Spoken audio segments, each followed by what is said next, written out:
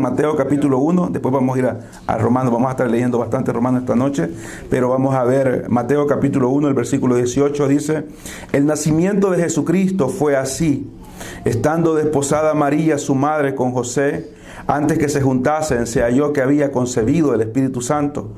José su marido, como era justo y no quería infamarla, quiso dejarla secretamente, y pensando él en esto, he aquí un ángel del Señor le apareció en sueños y le dijo: José, hijo de David, no temas recibir a María tu mujer, porque lo que en ella es engendrado del Espíritu Santo es, y dará a luz un hijo y llamará su nombre Jesús, porque él salvará a su pueblo de sus pecados. Todo esto aconteció para que se cumpliese lo dicho por el Señor por medio del profeta, cuando dijo: he aquí una virgen concebirá y dará a luz un hijo y llamará su nombre Emmanuel, que traducido es Dios con nosotros. Pueden tomar asiento, hermanos. Gracias por su reverencia. La semana pasada vimos, partiendo de este texto, cómo la humanidad entera necesitaba y sigue necesitando esta sublime y maravillosa verdad de lo que el ángel le dijo a María respecto a qué significaría para un mundo que se había ido alejando a Dios minuto a minuto, lo que viniera este ser santo a nacer a este mundo, y luego daría como resultado de que Dios entraría nuevamente a la relación que se había perdido. Miramos el sábado cómo en el libro de Ezequiel se nos mostraba cómo llegó tan grave el colmo de la maldad. El colmo de la maldad de que el hombre, aún en el lugar que Dios había elegido, para que en ese lugar estuviera la presencia de Dios.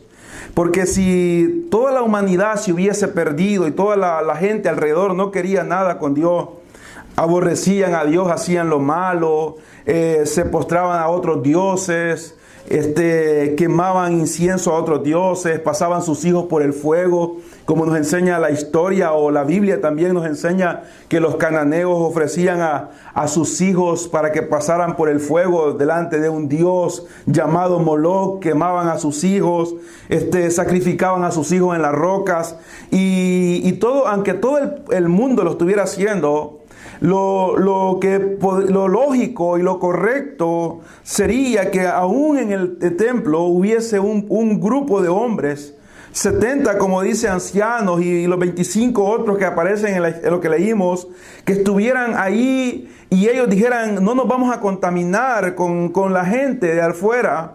Pero ellos no hicieron eso, sino que volvieron su espalda, dice, a Dios, y volvieron su rostro a las imágenes que ellos mismos habían dibujado en las paredes del lugar que estaba establecido para que fuera santo.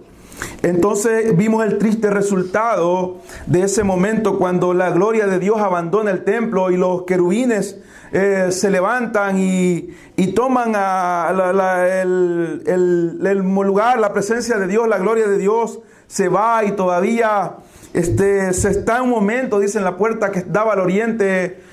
Dice que un momento se está ahí, los seres estos angelicales están estacionados por un momento, como dando una despedida del lugar donde habían estado por todo ese tiempo que habían venido desde la salida de Egipto hasta llegar al momento que habían podido construir un templo. Y el Señor abandona ese lugar, no porque no le perteneciera, porque toda la tierra le pertenece, dice la Biblia, sino por el hecho de que Él no puede estar donde hay pecado. Él no puede estar donde hay pecado, y el pecado hace una separación entre Dios y el hombre, como lo hemos visto.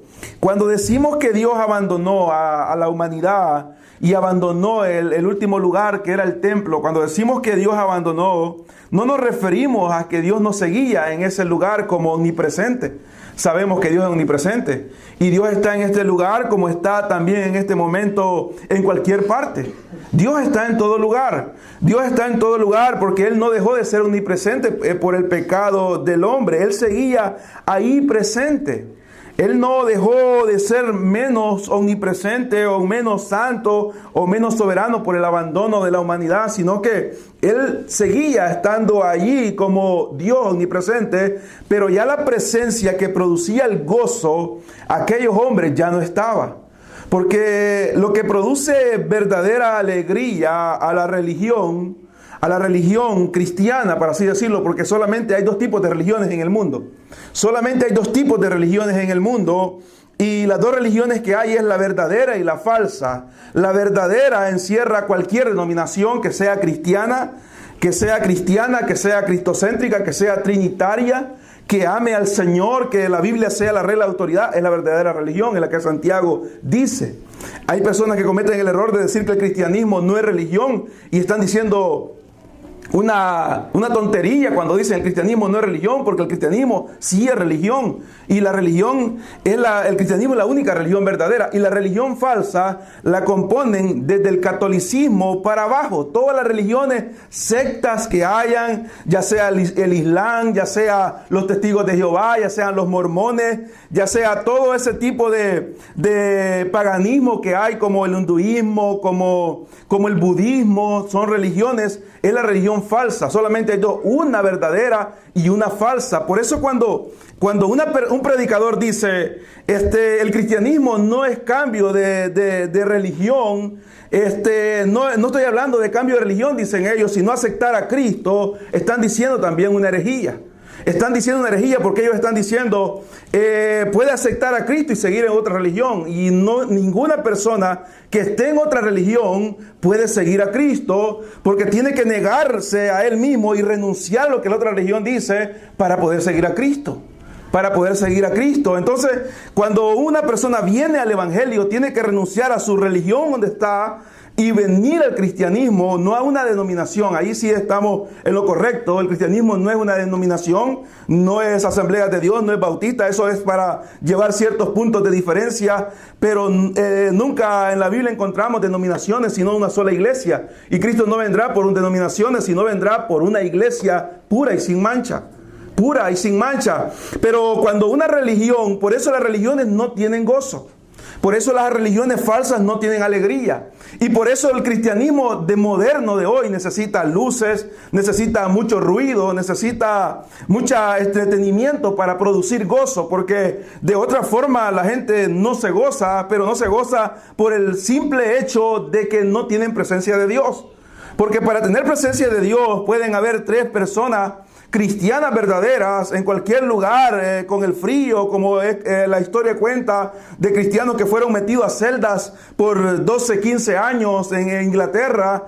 Y dice, ellos cuando salieron de 13 años de estar prisioneros, dice que eran tan malvados los que me habían metido a la cárcel, que en el invierno no les daban para cubrirse y en el verano no les daban para refrescarse. Y pasaron 13 años y uno de ellos le preguntaron a ese pastor, pastor, ¿cómo fue de duro para usted? ¿Qué experimentó esos 13 años que estuvo prisionero? Y él dijo, fueron los 13 años más dulces que yo he experimentado de mi vida.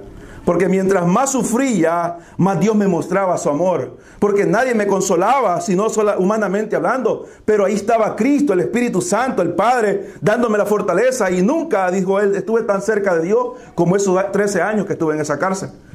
Esa es la presencia de Dios. Esa es la presencia de Dios. Lo que hace miserable al hombre, y lo que hace miserable una iglesia, y lo que hace miserable un lugar religioso, no es la falta de dinero, no es la falta de salud en la congregación, salud física, no es la falta de comodidad, sino la falta de presencia de Dios. La falta de presencia de Dios. Hay lugares en este momento que las bancas es una tabla, ni siquiera cerrada, sino una tabla cortada, un pedazo de palo, o 3 varas de bambú, les han puesto unas patas, como les decimos, no tiene un respaldo para poder recostarse cuando duele la espalda, y no hay calefacción, ni aire acondicionado, ni tampoco hay cerámica, ni hay alfombra, es tierra. Pero si hay presencia de Dios, esos hermanos están con alegría. Están con gozo, están hambrientos de Dios y quieren más del Señor, y están cantando no porque tengan un instrumento que los guíe, o una flauta, o un violín, o una batería, sino porque es el Espíritu Santo que los impulsa a cantarle al Señor.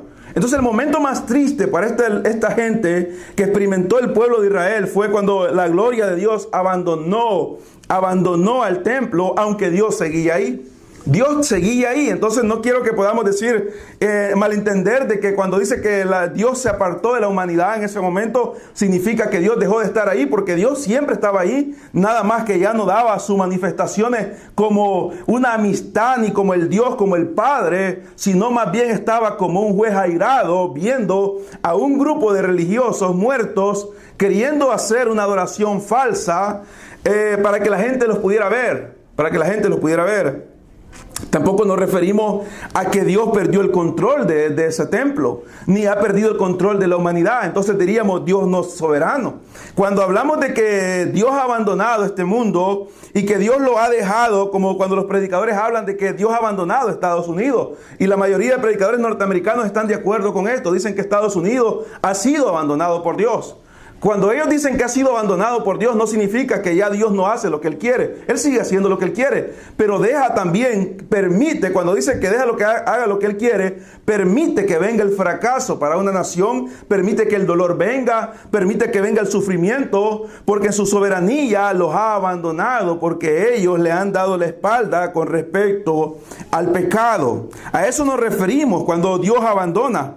Cuando Dios abandona, por eso nosotros debemos de entender, ¿por qué menciono esto? Para que podamos entender a plenitud lo que comenzamos a ver el sábado, de lo que significa el nombre Emmanuel, lo que significa Dios con nosotros, lo que significó cuando este ángel le dio el anuncio a esa mujer. Cuando el ángel vio a esa mujer, la historia judía cuenta la historia. Cuando uno lee alguna historia judía, dice que los rabinos y los máximos líderes religiosos miraban en Belén porque había una profecía. La profecía estaba de que vendría de Belén, de la descendencia de David. Dice que los rabinos en el tiempo, siempre ellos, en cada tiempo que ellos andaban observando qué muchacha podía llenar los requisitos.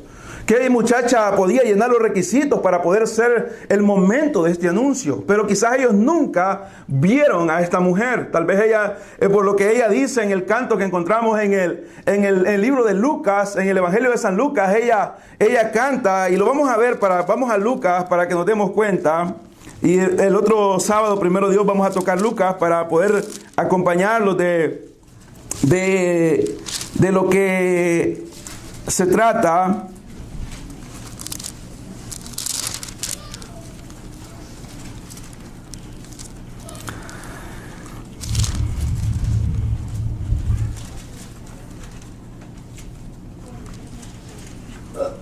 Aquí lo ve usted, el capítulo 1 de Lucas, el versículo 39, para que podamos ir entendiendo más de capítulo 1 de Lucas. ¿Lo tiene Lucas? El capítulo 1, el versículo 39 dice que en aquellos días, levantándose María, fue deprisa a la montaña, a una ciudad de Judá, y entró en casa de Zacarías y saludó a Elizabeth. Y aconteció que cuando oyó Elizabeth el saludo, la salutación, o sea, el saludo, la criatura saltó en su vientre, y Elizabeth fue llena del Espíritu Santo. Usted sabe que Elizabeth era la mamá de lo que fue Juan el Bautista, otro milagro también que Dios había hecho. Y exclamó a gran voz y dijo: bendita tú entre las mujeres, y bendito el fruto de tu vientre.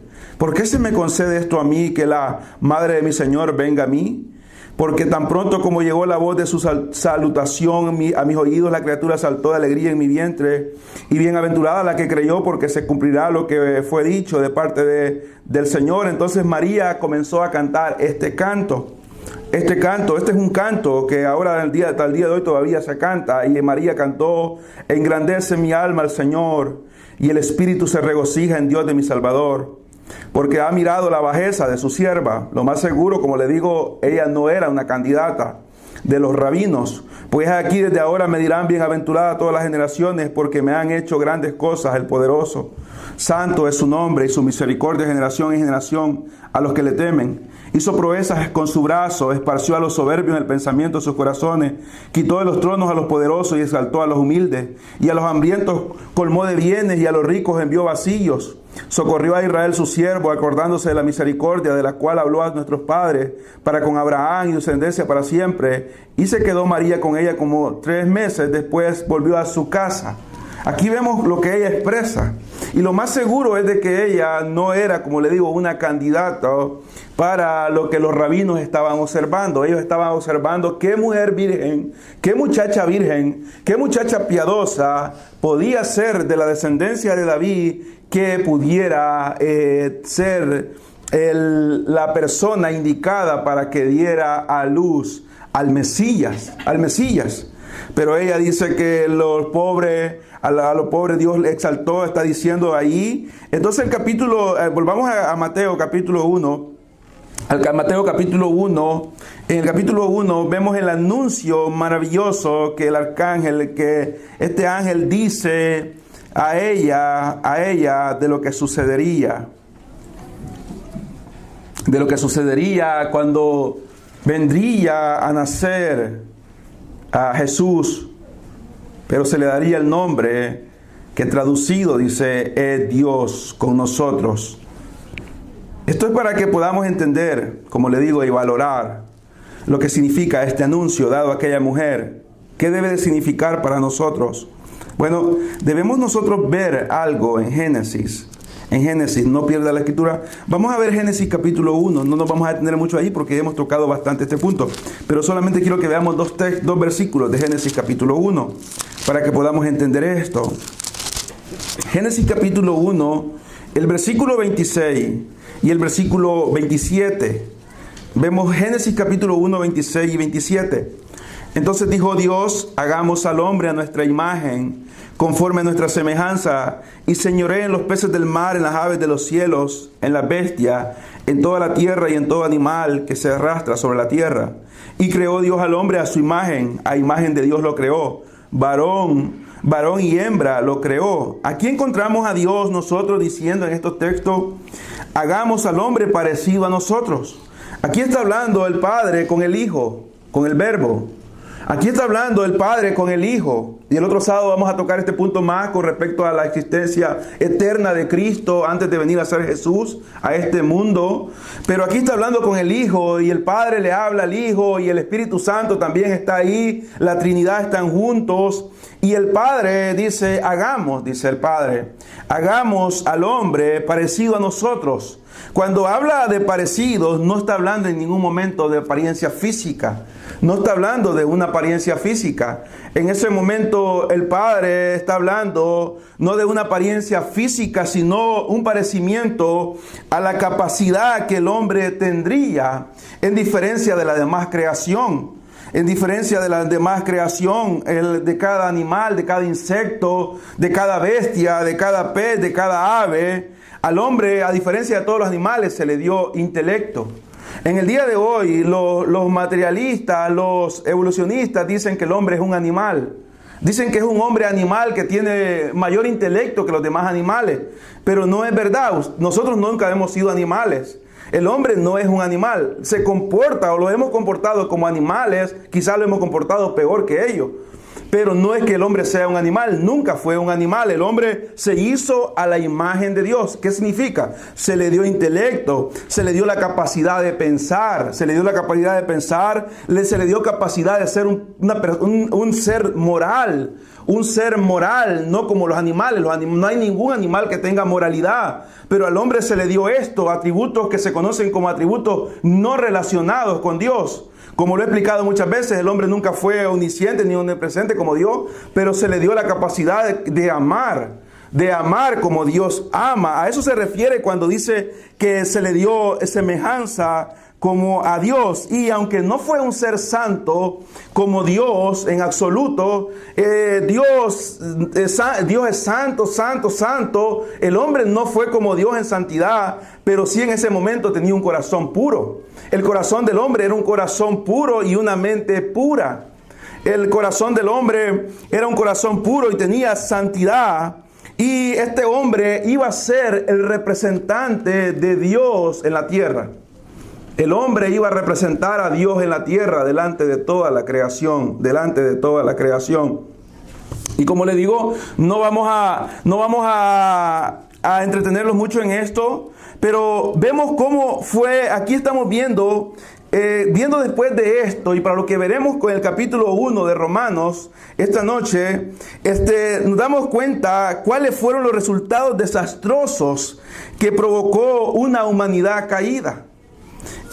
Por ejemplo, veamos Romanos capítulo 4 primero, después vamos a ir al capítulo 1, pero Romanos capítulo 4 nos dice qué tan serio fue lo que sucedió en ese momento. Romanos capítulo 4 nos dice,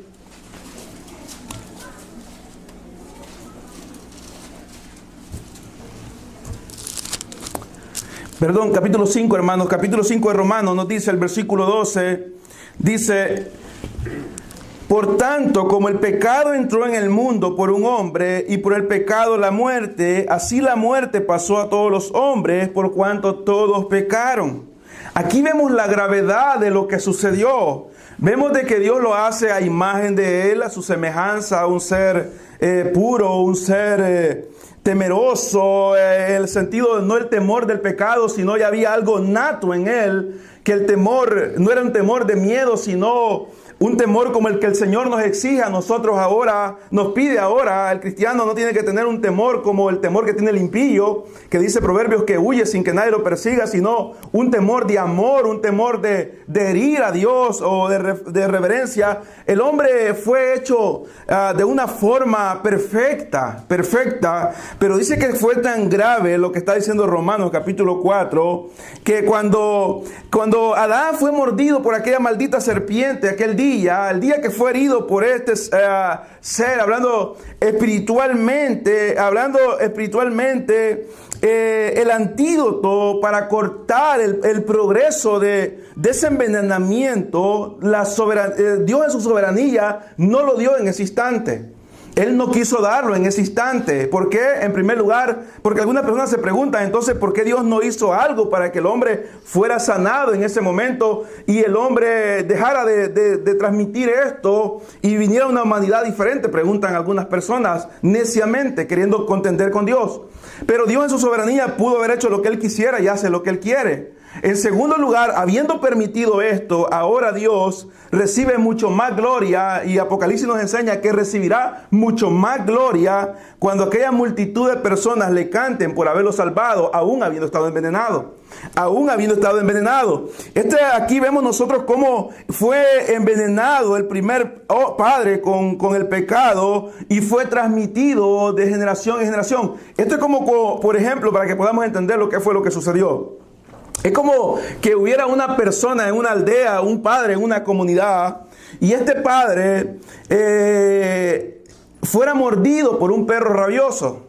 Un perro con rabia lo muerde, mete sus colmillos y luego el padre, ya sea por ignorancia o por negligencia, no acude al hospital para poder ser tratado inmediatamente, sino que deja que todo vaya a un progreso, la enfermedad se vaya progresando en su cuerpo y llega el resultado que este padre se convierte en un hombre con rabia.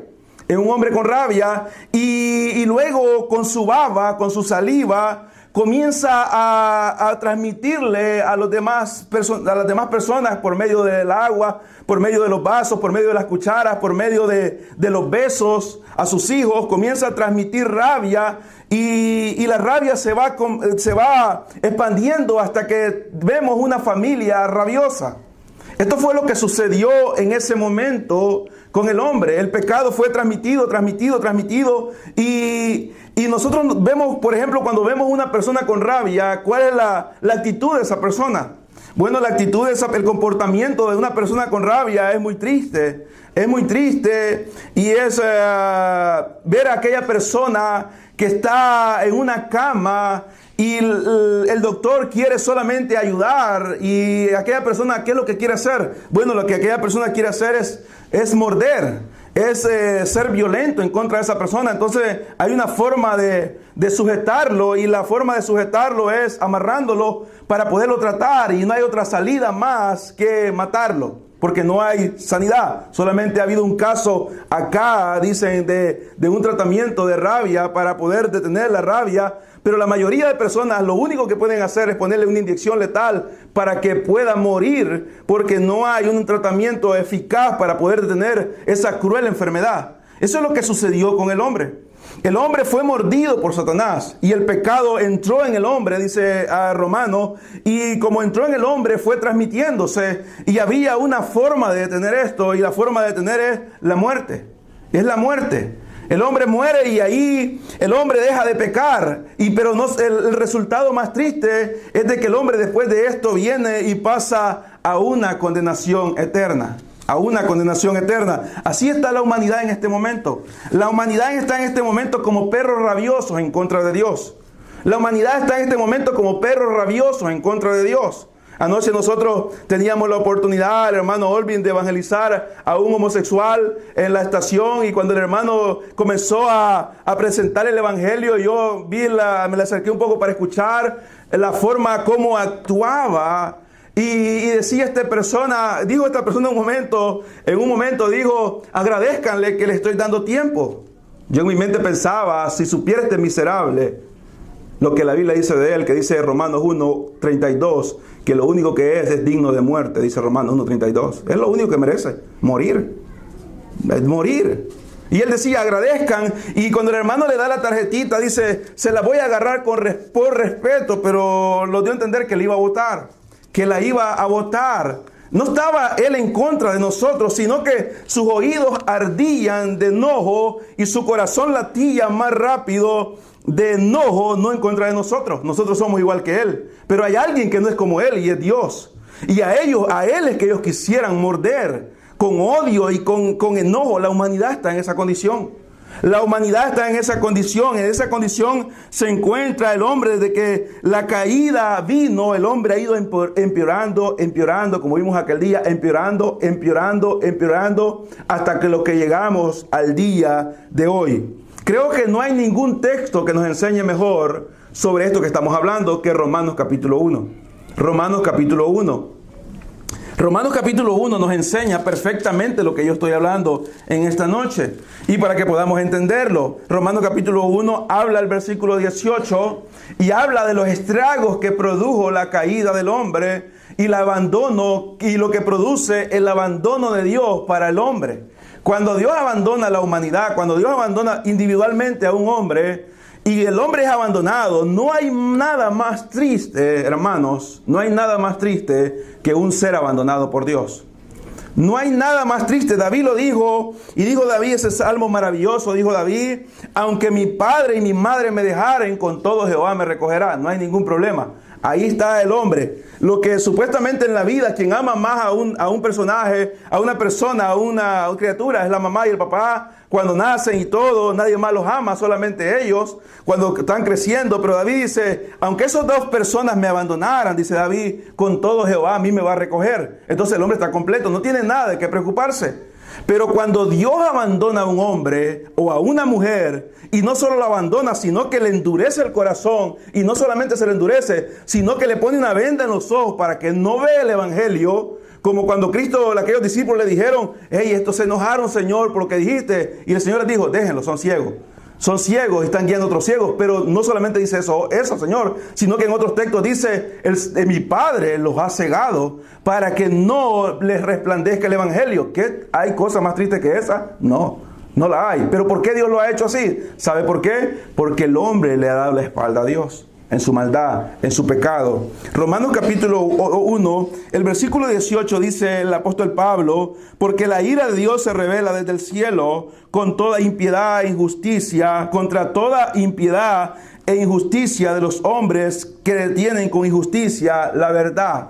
¿A qué se refiere el apóstol Pablo cuando dice que la ira de Dios se revela del cielo? Bueno, no siempre quizás, porque vemos momentos cuando Dios ocupó la tierra para demostrar su ira. Lo vemos cuando la tierra fue abierta en frente de Moisés contra aquellos rebeldes. Pero la mayoría de veces todos los juicios que Dios demanda vienen de arriba. Vemos el caso del diluvio. Dice que los abismos fueron abiertos. Dice que las cataratas de los cielos fueron abiertas y comenzó a descender lluvia hasta que el último enemigo de Dios fue consumido.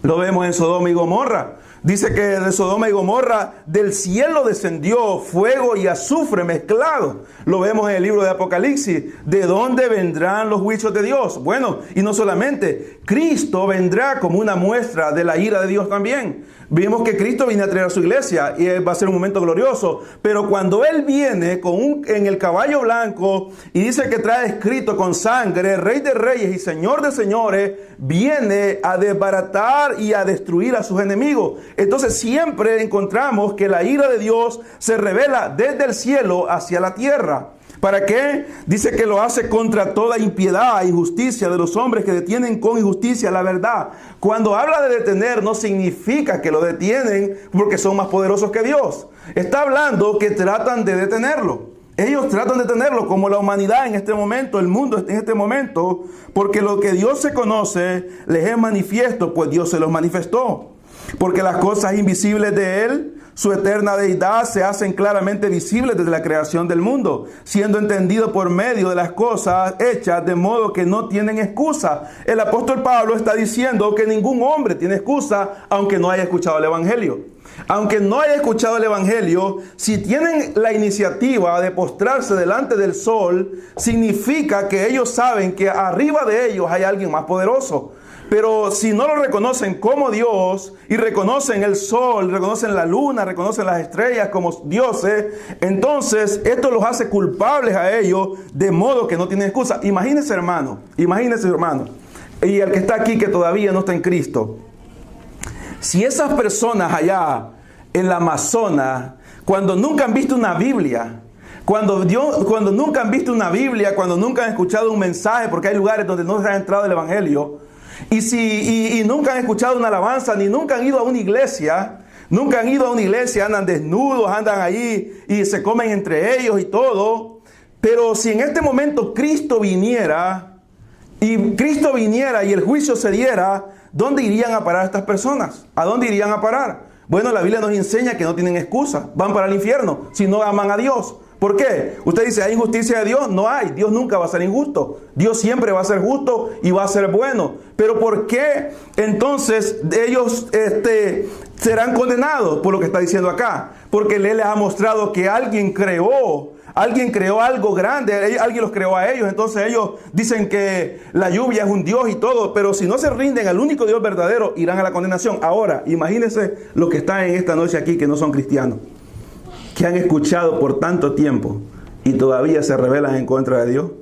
Si Dios va a castigar a esas mentes ignorantes, para así decirlo, que están allá, que no se aman, que ellos se comen a las otras personas, ¿cuánto más no será el castigo para aquellos que están en este lugar, que han aprendido a leer y han leído muchas veces Juan 3:16, pero les pareciera que están leyendo cualquier cosa? ¿Qué castigo recibirán las personas? ¿Qué castigo más duro? ¿Qué castigo más duro? Dice acá, pues habiendo conocido a Dios, no le glorificaron como a Dios, ni le dieron gracias, sino que se envanecieron en sus razonamientos, y su necio corazón fue entenebrecido. Aquí está hablando de los que han escuchado, de los que saben, de los que conocen, como la religión, que tiene religión. Entonces dice, pues habiendo conocido a Dios, no le glorificaron como a Dios, ni le dieron gracias, sino que se envanecieron en su razonamiento, y su necio corazón fue entenebrecido, como la persona de anoche. La persona de anoche dice, yo estuve en una iglesia por tiempo y yo conozco mucho de Dios. Y cuando le pregunto cómo se considera, porque él dijo, ¿cómo Dios, siendo un Dios tan bueno como ustedes hablan? Le voy a contar algo, dijo él, así, como que se puso un poco triste. Según él, estaban ahí un par de llorones que los iba a hacer llorar también. Yo no lloro por tontería. Yo pasé un tiempo comiendo arroz, y cómo es que Dios, siendo tan bueno, me dejó comer arroz. Mire, por lo que estaba sentimental. Y comenzó a pispilear ahí, ya un poco sensible. Yo dije, Y le digo yo, y dice, ¿cómo es eso? Y le pregunto yo, ¿cómo se considera usted? ¿Bueno o mala persona? Y de un solo dijo, excelente persona. Soy excelente, soy una excelente persona, dice él. Y le digo, usted está mintiendo, porque no hay nadie excelente, solamente Dios es bueno. Usted es mentiroso. Usted es mentiroso. Está mintiendo porque dice que es bueno y dice que es malo Dios porque pasó un tiempo con arroz. Con arroz, tan bueno que es el arroz. Arroz en leche, arroz frito, arroz dorado, arroz de casamiento. Pero él decía, Dios es malo porque me dejó comer arroz. Y él dice, yo sé mucho de esto, y estaba hablando de que hablando, queriendo menospreciar a Cristo y la creación, y queriendo hablar de sabiduría, cuando él no decía, al final no decía nada. No decía nada, sino que él quizás había escuchado algunas palabras y le habían gustado y por eso las pronunciaba. ¿Qué está diciendo acá? Está diciendo que ellos han escuchado, pero su corazón, porque se envanecieron en su propio pensamiento, creyendo ser sabios, y tuvieron un resultado. ¿Y cuál es el resultado? Bueno, su resultado fue que su corazón era necio, como dice 14, el Salmo 14, dice 14:1, dice el necio en su corazón no hay Dios, y ellos creen que ellos son dioses y son mejores que cualquier persona. Entonces Dios da una recompensa, y la recompensa contra estas personas es que les deja que sus corazones sean entenebrecidos por lo que ellos son, por lo que ellos piensan, y su corazón se va entenebreciendo, haciendo más negro. ¿Por qué? Profesando ser sabios, se hicieron necios. Creyeron ser sabios y comenzaron a mostrar su sabiduría mundana y se hicieron más necios y más necios. Entonces cambiaron la gloria de Dios incorruptible. La gloria de Dios incorruptible en semejanza de imagen de hombre corruptible. Mire cómo va el descenso de cómo comenzó el hombre a adorar. Primero conocieron de Dios, luego dejaron a Dios, y se acuerda de Ezequiel lo que habían hecho las personas. Tenían unas imágenes y luego, ¿qué hicieron?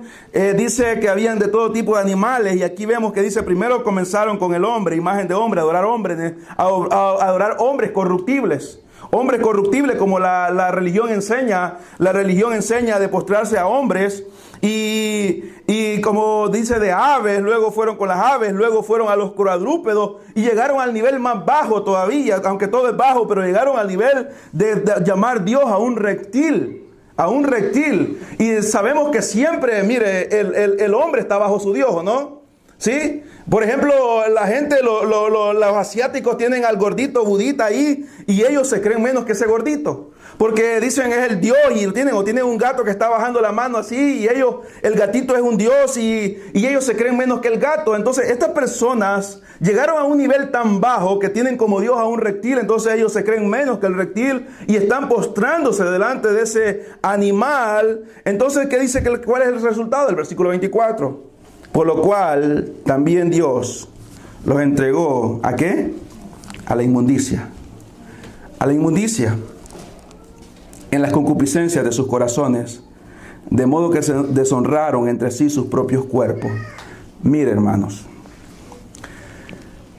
cada uno de los que estamos en este lugar, si no fuera por el freno que Dios nos ha puesto, si no fuera por el freno que Dios nos ha puesto a nosotros, que es la presencia del Espíritu Santo en la vida de cada cristiano, estaríamos en este momento revolcándonos en la inmundicia.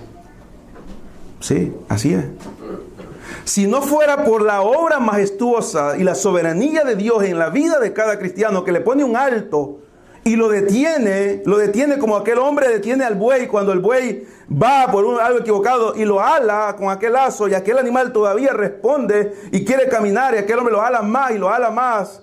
Entonces cada uno de los que estamos acá sería revolcándose en la inmundicia. Yo sería el primero. La gente en el mundo vive en la inmundicia y está metiéndose más y más en la inmundicia y más en la inmundicia. Como yo mencionaba aquel día, aquellas personas que comienzan con la pornografía y comienzan a ver la pornografía y ven lo que está sucediendo, y luego ven esto y comienzan a ver las prácticas de orgías, y luego su mente se envenena y quieren practicar lo que están viendo y ya no les satisface nada y lo comienzan a practicar. Luego el resultado es dos cosas. Dos cosas trae como resultado la pornografía. Aparte de todo lo que trae de locura, enfermedad y la condenación eterna si no hay un arrepentimiento. Pero los dos resultados es homosexualismo y lesbianismo. Homosexualismo y lesbianismo son los dos resultados. Por eso tenemos un mundo tan lleno ahorita de homosexuales y de lesbianas. Porque están metidos en la pornografía. Están metidos en la pornografía. No lo digo yo, lo dice la Biblia. Aquí lo está diciendo. Por lo cual también Dios los entregó a la inmundicia. ¿Cuál inmundicia? ¿A la inmundicia de Dios? No. A la inmundicia de ellos. Dios detiene al hombre y lo tiene como cuando un niño se va a meter a un charco y el papá lo detiene lo detiene, el papá lo detiene y le dice, no, no te metas porque ahí está sucio. Dios lo tiene de esa forma al cristiano. Pero al que no es cristiano y se rebela en contra de Dios, entonces Dios no lo detiene, sino lo que deja que se meta a ese charco de inmundicia, llámese como se llame, mentira, robo, adulterio, fornicación, blasfemia, borrachera, drogadicción, todo lo que puede haber en pecado es inmundicia. Entonces dice que Dios lo dejó en las concupiscencias, lo hemos aprendido estos días, o sea, sus propios deseos de su corazón, de modo que deshonraron, aquí está diciendo, entre sí sus propios cuerpos. ¿De qué manera lo deshonraron? Bueno, ya que cambiaron la verdad de Dios por la mentira, honrando y dando culto a las criaturas antes que el Creador, el cual es bendito por los siglos. Amén. Por esto Dios los entregó a pasiones vergonzosas, pues aún sus mujeres cambiaron el uso natural, que es en contra de la naturaleza, se hicieron lesbianas. Lesbianas. Está hablando de lesbianismo en este pasaje. Está hablando de lesbianismo. El lesbianismo es una inmundicia.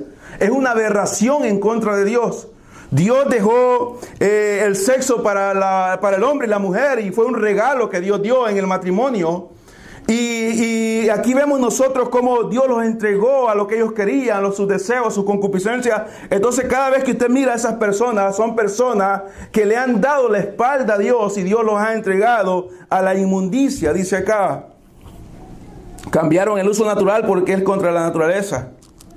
Y de igual modo también los hombres, dejando el uso natural de la mujer, se encendieron en su lascivia, unos con otros, cometiendo hechos vergonzosos, hombres con hombres, y recibiendo de sí mismo la retribución de vida a su extravío. Aquí vemos la sodomía. Dios los entregó para que fueran sodomitas, o lo que se conoce como homosexuales hoy, en el día de hoy, homosexuales, por su propia pecaminosidad, por su búsqueda del mal, por su rechazo a Dios, por darle la espalda a Dios. Dios los ha entregado a esa vida de miseria. A esa vida de miseria. Dios les ha dado la oportunidad, el permiso, para así decirlo. Les ha dado que hagan lo que quieran hacer. Les ha dado que se vayan a sus propios deseos, en los cuales nosotros estaríamos en este momento si no fuera por la misericordia de Dios. En deseos de todo tipo de pecado, de todo tipo de pecado. 1 Corintios 6 nos enseña, los corintios fueron ellos antes, pero Dios lo rescató. Entonces dice acá que los hombres se entregaron al homosexualismo, fueron entregados al homosexualismo. Y como ellos no aprobaron tener en cuenta a Dios, Dios los entregó a esto, es lo más triste. Esto es lo que más debería de afligirnos a cada uno de los que están en este lugar, que todavía no tienen a Cristo, y debe de darlo gozo a nosotros. ¿Por qué significa Emmanuel? ¿Por qué? Porque Dios le ha dado la mente reprobada a estas personas, y una mente reprobada nunca creerá en Cristo si no es por la obra maravillosa del Señor, y nunca estará Cristo con él, entonces nunca experimentará la presencia de Dios. Ellos pueden reírse, hermano, la gente puede reírse, la gente puede gritar, la gente puede fingir, y ustedes ven maquillados cuando andan en la calle y se agarran de la mano para retar y se besan, pero cuando llegan a la realidad de su noche, son las personas más miserables que hay en el mundo. Yo he platicado con algunos de ellos y les he preguntado con respecto a Cristo, y ellos me han dicho verdaderamente, nosotros nunca hemos conocido la felicidad. Son miserables. Son miserables, porque la primera miseria es que no tienen a Cristo, y luego van en contra de la naturaleza que Dios dio, y se sienten tan viles y miserables que muchos de ellos optan por el suicidio, yéndose directamente al infierno, a la droga, a la borrachera, para olvidar sus penas, pero el siguiente día vuelve a estar ahí porque quieren ser lo que nunca van a ser y no tienen lo que deberían de tener, que es Cristo en sus corazones. Entonces esto es lo más triste, que Dios los entregue a una mente reprobada, o sea, están aplazados. Están aplazados, no por un pastor, sino están aplazados por Dios. Y entonces, ¿cuál es el resultado de esto? De estar aplazados, hacen cosas que no convienen. Ni a Dios, ni a favor de Dios, ni a la sociedad, ni a ellos mismos, sino cosas que no convienen. Y dice, estando atestados, o sea, están rebalsando de toda injusticia. Son malos. Fornicación, perversidad. Cuando habla de fornicación, habla todo lo que es pecado sexual, adulterio, sexo ilícito fuera del matrimonio, pornografía. Está hablando de todo ese tipo de cosas.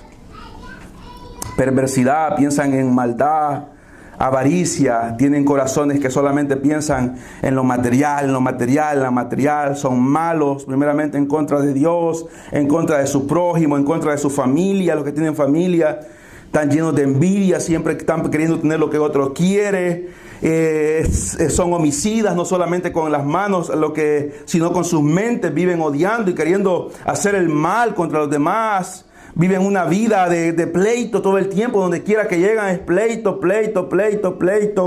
engaños, son mentirosos, mienten y tienen malignidad, son murmuradores en contra de Dios, murmuran en contra de Dios. Judas lo dice, que murmuran en contra de las huestes celestiales, en contra de Dios, son detractores, aborrecedores de Dios. Son injuriosos, son soberbios, son orgullosos porque son altivos, inventan males, cosas, cada día quieren inventar algo más para hacer más mal y más mal y más mal, y son desobedientes a sus padres, o sea, van en contra de lo que Dios les ha dicho de honrar a sus padres. Además son necios, como dice Salmo 14:1, son desleales primeramente para con Dios y para con todos los que están alrededor, no tienen afecto natural para con nadie, son implacables y no tienen misericordia. Y aquí dice el versículo 32, yo lo que le dije de lo que pensé de este muchacho, quienes habiendo entendido el juicio de Dios, que los que practican tales cosas, todos estos solamente son dignos de muerte. No tienen otra cosa más que se les pueda ofrecer. Aparte, si no fuera el evangelio, que lo vamos a ver, que es Cristo, es digno de muerte. No solo las hacen, sino que también se complacen con todos los que la practican. Ellos la hacen y apoyan a todo el mundo que lo está practicando. Ahora, para ir terminando, porque el tiempo se nos fue, yo le digo, piense en un momento con una sociedad completa como esta. ¿Cómo sería? Piense en un momento cómo sería un mundo lleno de este tipo de personas. Piénselo. Piense cómo sería. Yo a veces he visto noticias, por ejemplo, dice que Baltimore es una de las ciudades más peligrosas de todo el mundo. Baltimore está entre una de las ciudades más peligrosas de todo el mundo. San Salvador es otra. Dice que es una de las ciudades más peligrosas en todo el mundo, San Salvador. Tegucigalpa dice que es una de las ciudades más peligrosas en todo el mundo. En todo el mundo. Pero aún dentro de estos lugares, no todos los que están ahí hacen lo que todo el mundo está haciendo. Hay algo. Pero ahora imagínense, no solamente Tegucigalpa, no solamente San Pedro Sula, no solamente San Salvador, no solamente Baltimore, sino todo el mundo lleno de personas como esta. Ahora pensemos de esta forma. Imagínense cómo sería el mundo sin una milésima de la presencia de Dios. Sin una milésima de presencia de Dios. Imagínense el mundo sin una Biblia. Ninguna Biblia en ningún lugar, no hay ninguna Biblia. Imagínense el mundo sin una milésima presencia de Dios, sin una Biblia, sin una iglesia.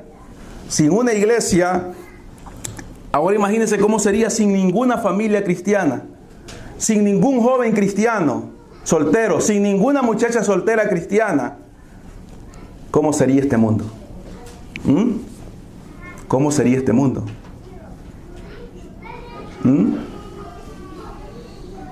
¿Cómo sería? Todo el mundo blasfemando en contra de Dios.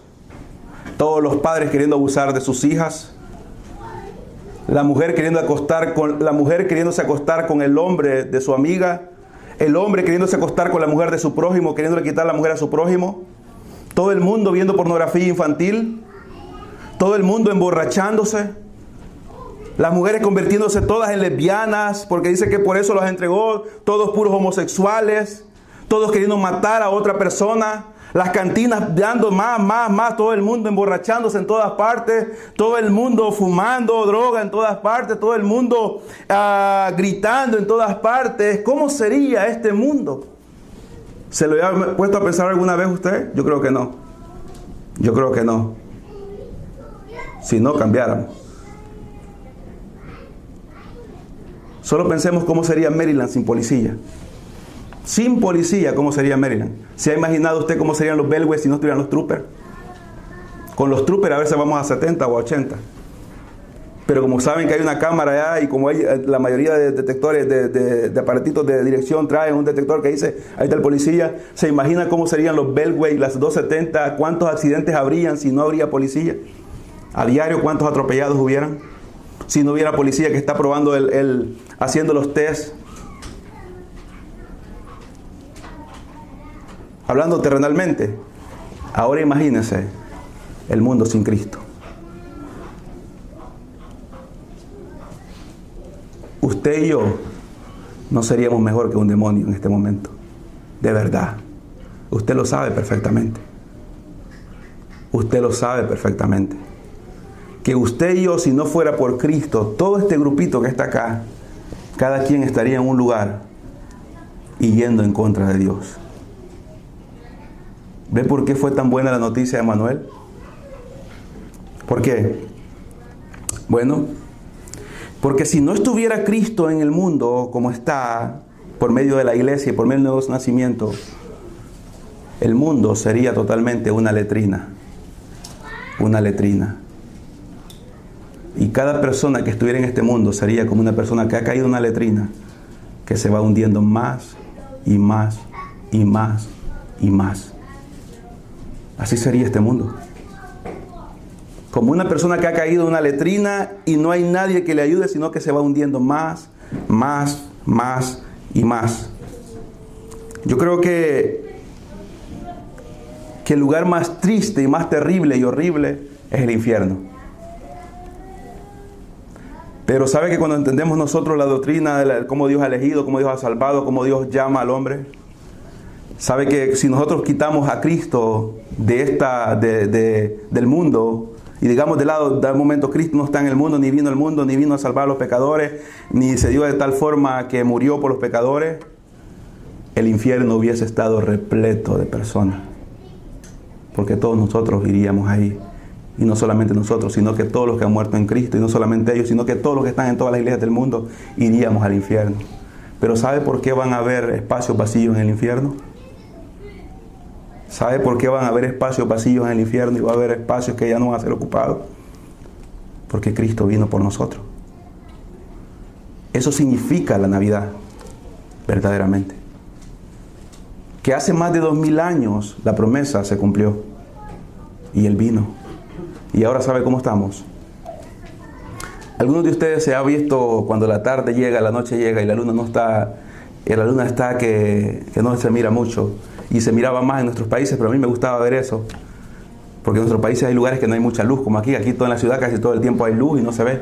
Pero no sé cuántos en el campo vieron esto, y cuando la noche comenzaba a venir, usted miraba y no miraba ninguna estrella, pero de repente miraba una.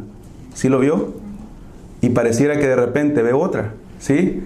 Y de repente empieza a ver que otra brilla allá y después brilla otra, y de repente ve como las estrellas van apareciendo en la oscuridad, ¿sí? Así es la iglesia. La iglesia está en tinieblas en este mundo, en medio de tinieblas, pero la iglesia resplandece. La iglesia está resplandeciendo. Y lo que le da a este mundo belleza, yo sé lo que la gente piensa, y la gente piensa ir y vamos a ir a los niños a Walt Disney, o los quieren llevar a ver algo bonito, y es algo bonito llevarlos a ver tal paisaje y todo, y es bonito llevarlos a un lugar donde hay cosas bonitas de animales y todo ese tipo de cosas. Pero el mundo, ¿sabe qué es lo que el mundo ve bello? El mundo ve bello los edificios. Ve bello los edificios, como los apóstoles dijeron al Señor: mira este edificio, mira el templo. El Señor les dijo: no vean eso, si eso no va a quedar piedra sobre piedra, no se preocupen por eso. El mundo ve bello las calles, las autopistas, y la gente dice: qué bonito se ve esto, y dicen las maravillas del mundo. Pero ¿saben verdad qué es lo que hace bonito el mundo? De verdad, y cuando entendemos el Evangelio lo podemos entender todo. Es la iglesia. Porque en cada iglesia está la luz de Cristo. Está la luz de Cristo. Hay un lugar oscuro en cualquier lugar, una aldea, un cantón. Pero cuando llega una iglesia que es verdadera, aunque sean 2 o 3, digo el Señor, ahí voy a estar yo, ahí hay un foco. Y no es una luz propia, sino es la luz que Cristo da. Lo que hace el mundo diferente y lo que hace el mundo especial es que Cristo está en la iglesia. Porque la iglesia es su cuerpo. Pero no solamente su cuerpo, sino también su prometida. Si Él no hubiese venido, sería la miseria más grande para la humanidad. Pero hoy, donde quiera que esté una iglesia, y los hermanos estén ahí afligidos o cualquier cosa, asustados por la persecución, o no hay mucho aquí o mucho allá, y no han comido bien, como dijo Juan Bunyan, Dijo Juan Bunyan cuando se convirtió al Evangelio, dijo, aunque coma toda mi vida frijoles, nadie me podrá quitar el gozo que Cristo me ha dado, dijo Juan Bunyan. Y donde está esa iglesia ahí, ellos pueden decir con toda seguridad, Emmanuel, Dios está con nosotros. Aunque no está con el mundo dándole gozo, pero le está dando gozo a la iglesia. Ese fue el motivo de que Cristo viniera. Ese fue el motivo de que Cristo viniera. Fue la mejor noticia que fue dada. Y lo vamos a ver el sábado. Como aquellos hombres se regocijaron en ese momento cuando escucharon de que había nacido el Mesías prometido, Cristo, que vino a convertirse en Jesucristo, hombre y Dios. Jesús, hombre, Cristo, el ungido, el prometido, Jesucristo. 100% Dios, 100% hombre, para que usted y yo hoy podamos vivir felices. Si ya no nos gozamos, peguemos contra la pared mejor un golpe y digamos, ¿qué nos pasa? ¿Qué nos pasa? Tenemos todo para ser felices. Tenemos todo, porque Él es todo. Padre, buen Dios que está en los cielos, gracias por su misericordia, gracias por su bondad. Gracias, Señor, por permitirnos estar en esta noche. Yo sé, Señor, y le agradezco que si no hubiese sido por su gracia y su misericordia, yo mantendría mi mente reprobada, Señor. Y cada uno de los que está en este lugar también. Pero fue tan grande su gracia, su misericordia. Fue tan grande su bondad, Señor. Fue grande su bondad. Fue grande la bondad suya para con nosotros. Gracias, oh Señor, porque todavía esa bondad sigue firme y sigue llamando a aquellos que están perdidos. Yo le pido, Señor, que salve, que perdone, que cambie a aquellos que todavía están en incredulidad. No les permita, Señor, ir cayendo más bajo y más bajo, hasta que puedan ver atrás y se den cuenta qué tan lejos se encuentran de la puerta, que es Cristo. En el nombre de Jesús. Amén y amén.